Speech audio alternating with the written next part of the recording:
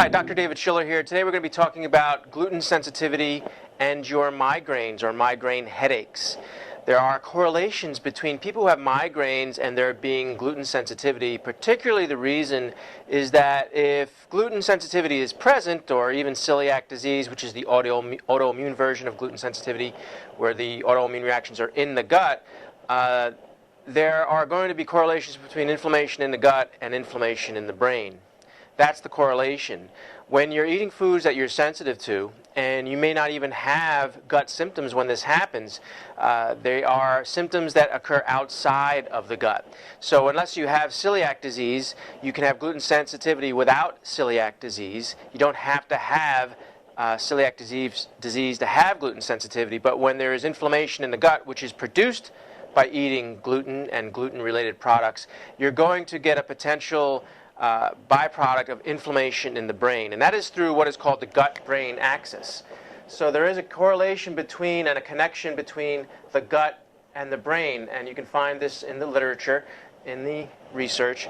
There is going to be a relationship between when there's inflammation in the gut, that the inflammatory markers called cytokines can pass over the the blood-brain barrier and produce this inflammatory process in the brain, producing headache, and migraine headache particularly.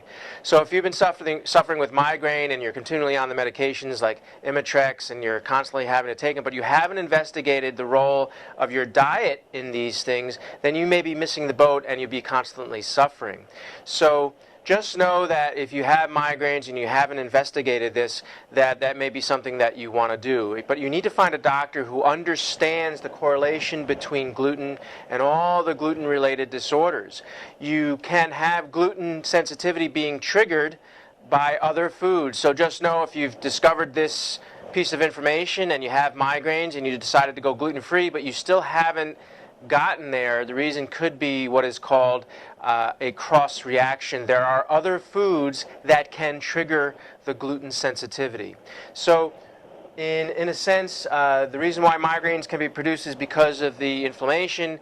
The migraines can also be present because of other foods that you're eating besides gluten that are triggering the gluten sensitivity. So just know inflammation in the gut is going to produce inflammation in the brain, which at times can produce, as a symptom, headaches. So I hope this information has helped you, and I hope that you watch my posts in the future and make it a great day.